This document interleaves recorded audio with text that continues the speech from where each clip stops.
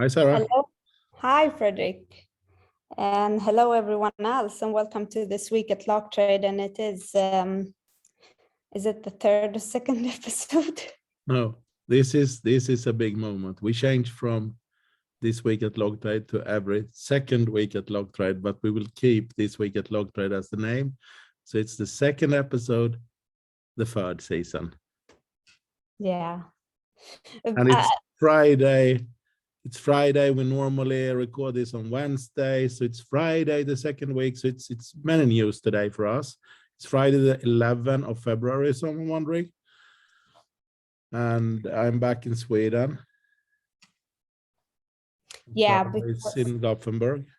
Exactly. And just as a background to everyone, this is a life of a CEO and a founder trying to stick to a routine, recording every week, then becomes every second week, and Thursdays becomes Friday. Yeah, you just have to bear with us. But hopefully we'll not extend it to every third week, but we never say never. But our intention now is every second week. So Friday 11, second episode, third season. Welcome, everyone. Welcome.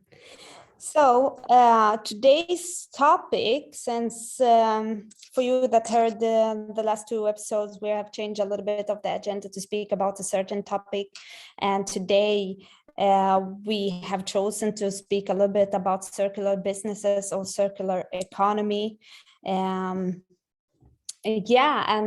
since me and Fredrik actually have worked with this now for a while, Fredrik. Yeah. What would you say is the biggest challenge for companies to shift to a circular business? The biggest challenge is probably all the small details in combination creating the biggest challenge. So there is no one thing that is the hardest or toughest, change your material, change your suppliers, change your logistics, change your marketing, change in your product, change in how you organize yourself, how you measure your business, blah, blah, blah. It's all about all this. It's a total change everywhere. You can start with, you can go down to details. What kind of office supplies do we use at the office? What kind of supplies do we use when we are at home working? How are our computers being built that we're using in the business? The logistics everybody's talk about, of course, because it's very physical to see. Is it coming in an electrical vehicle or a diesel-driven vehicle? That's very simple to say, or a boat or an airplane. But all these small details around the waste, what you're doing with the waste, and what is waste. I think we have more companies today taking care of waste in their company restaurant than on the fabric floor.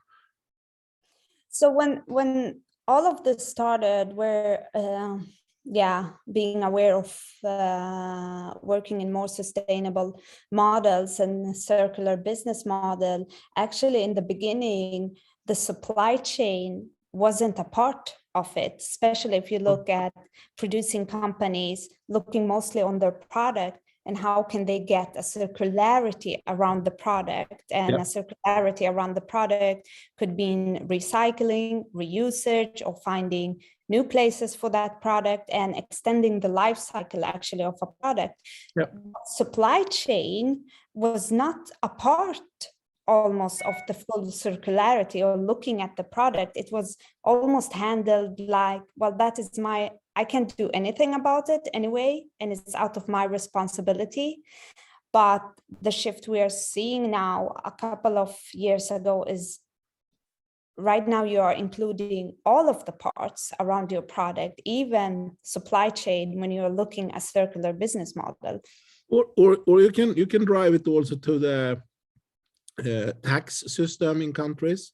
So let's say, for instance, in Sweden, we are the most taxed people in the world, so we know a lot about taxes, and that's the choice we make, so everybody could could join our society in some way. And if you buy a new car and you lease it, Yeah. you have a tax reduction on the VAT for 50% because that's what the government have decided. If I have this car for 3 years and then I sell it to you as a used car, you will not be able to use that tax reduction of 50% anymore because it's a used car. And all these small details is actually bringing a situation where it's actually cheaper for you to buy a new car from this tax perspective instead of reusing my used car. I can keep it and have the tax reduction. That's fine. So far they want, but I can't let it over to someone else. Yeah. And I think this comes to when you have the tax system making people to stay in big houses instead of selling them to new built families, because it's cheaper to stay in my house so I don't have to pay tax and move into a rental apartment in the city, for instance. People doesn't do that here in Sweden. And I think this is the same for US and other markets because that will trigger taxes. And I think we need to go into now that the companies for 70 to 80 years have had expertise help with tax lawyers, call them whatever. All Washington is filled with them and Stockholm, and that's why it's so many people in all around all the governments. They are trying to convince of lower tax on plastics, lower tax on wood, lower tax on whatever for new production line. There are not so many people driving these tax changes in the way that I want to use something that's already been used, but I don't want to have a tax situation that doesn't make it possible for me to do it. So if the government doesn't start there, I think we have a huge problem because everything now is fixed that I buy something and I reuse it. Apple has this. I know Levi's has this for jeans and other competitors to them. There are other jeans than Levi's and other computers than Apple. Maybe not other computers, but maybe other jeans at least. And Tesla is one. Okay. And anyway, if you don't start with this, how you do the taxes and how you include reused products into the company's reduce of taxes, it will not happen. Yeah, and I think that is a really good, valid point. But also, I'm going to go back a little bit to companies trying to shift to a circular business model. There's a lot of things that could really support from a government perspective this shift. But so far, from my perspective, working on this or touching upon the whole circularity, I have found that the most challenging is two things. One is always operation and the whole operation trying to shift. The second is that when you're looking on your product to become more circular, you have to also think of, again, who's going to be your customer tomorrow and how do you develop a new business around this, because it's very hard to shift to circular business models, but also think that you will stay in the same market you are today and price the same way you have done, and you will have the same customer. Do you know the most two used recycled or reused products in the world? One is actually free and one is costing. No. You don't? I don't dare to guess, because you're gonna bring me something totally different. The one that is free is actually the air we're breathing. That's totally reused every day. Yeah. And it's working very fine. And the one we pay for is actually our water. Yeah. It's coming down from the sky. It's in different lakes and magazines. We use it. We actually crash it from usage after, and we bring it back to the cloud and it comes down again for reusage. Maybe sometimes when we talk about this, you should have in mind how can the water system actually exist and work Yeah. with their economy, and how is that working?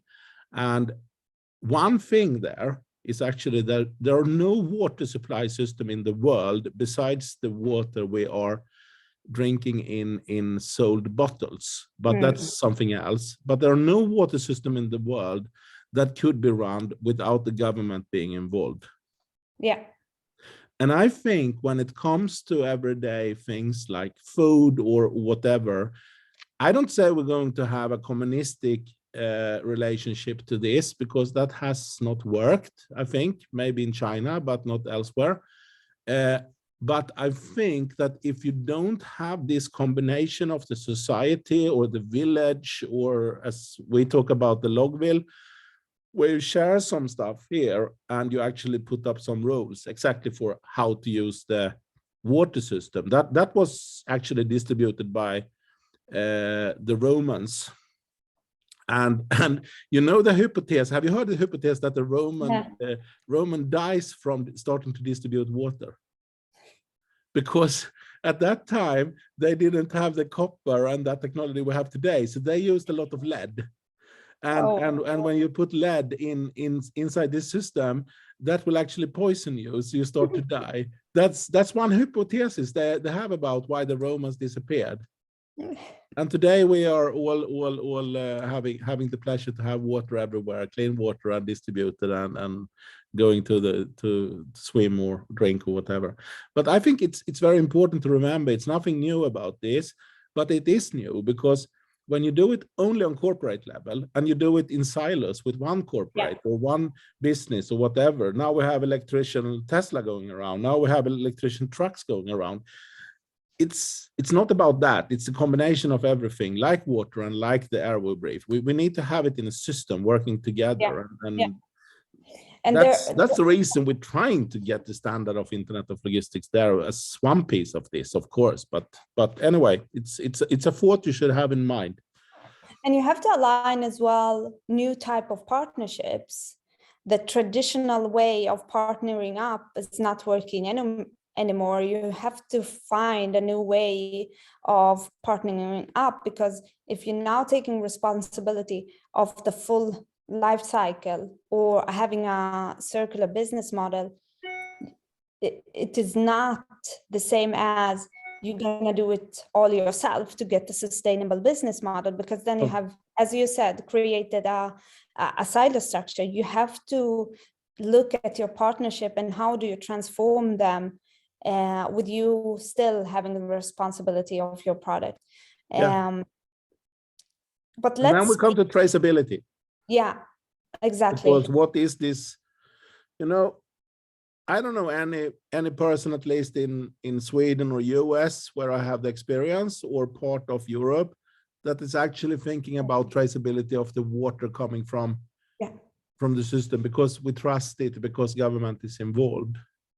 But when I look at the milk or the ham or the salad, there are need of trust in all these products, especially if they are repacked and they have been used, or I have half of a ready-to-eat meal from someone yesterday. I really want to know, where did this come from? If it's my wife bringing it home to me, it's no difference. But it's just a stranger doing it. I really want the possibility to have it checked. Yeah. Because I trust in new products in some way, because it's wrapped and sealed. And I think we need to do this for reused products too. We have to reseal it, we have to put trust on it, and we have to put data on it so you really can say this is a trustable thing. And beside that type of traceability, like the trust, where has the product been, when has this produced, and so on and so on, traceability. And who have touched it? Who has touched it, yes. Who have touched it, who have stored it, who have messed with it. So it's a lot of traceability here that is important, especially for used stuff. And also, if you are doing products, trying to produce new products via recycled items, then traceability about where is those products really, really important. Yes. And where can I find a product now? If I yeah, have this need yeah, of exactly. maybe not food, but I have a spare part need now, and I will move to this location in the coming 3 days. Yeah. Could someone meet up with me there, and so on and so on? And all of this is not only creating a more sustainable reuse of products, because that's the most important, of course, but it's also creating a predictive planning of logistics resources if we do it right. Yeah. So it's all going together here. And so many times it is like, where do we start? In all of this, where do we start? And I would definitely say, start trying to look into the data, because that is gonna be an important next step, and almost like following a path of first looking in the data, see where you figure out, see where you see synergies, see where you see a new customer, a potential service you can offer. But in the end of the day, it's all about testing. It would be very interesting to ask our own customers. Thank you for your support, guys out there, and thank you for using LogTrade every day. We're very proud of that. With all those shipments going out, how many of our customers has actually a method of understanding where the product ended up? I know that everybody of you have the understanding of who bought it and where we delivered it, because we survey with that data. But after 3 years, where is my share? Where is my sofa? Are there still some paint to be used in my product at that place? Blah, blah, blah. I think this is the first step, actually, to try to figure out what happened to my product after it was delivered and who is using it. Has it been resold? Has it been reused, or has it just been thrown away? That's a very good data too, because no one was taking care of it. And so I think connecting all these guys or marketplaces working with the second use of your product with your own data that have sold the product from the beginning, and start combined to see some kind of pattern. And then when we see good pattern, try to find a way to offer this product as a service instead of selling the product. It's just a wild thought coming back to this water.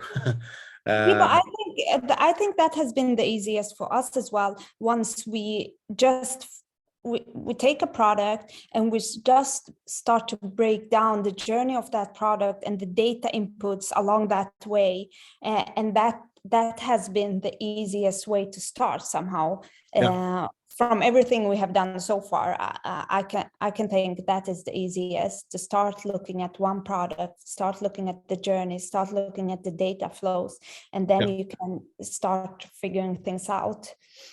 You choose one product you know that people will resell in your offering.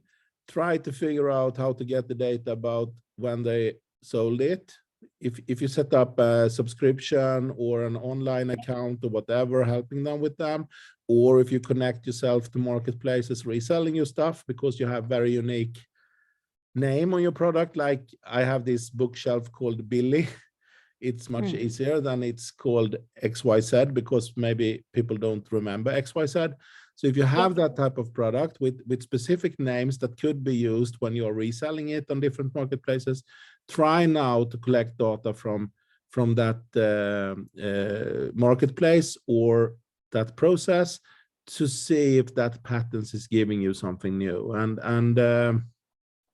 whatever, if it moved again and we will find it, we can try to give you that data if you just give us to you how it's named when it's packed. And this is all about making your products to trade unit, making your products to have their own life, making your product to take their own decisions. This is the starting point of this, because when we get more and more data about this and more identities, things will solve itself, hopefully, like the water. Hopefully not with the lead. Don't forget about the history when you do new things. Okay, guys, that was our topic for today. Hope you enjoyed it. Please just respond with any question you have or reach out. We would be happy to discuss. And yeah, have a nice weekend, I guess. Yeah, and speak again in 2 weeks. Yeah. Take care, guys. Bye-bye. Bye.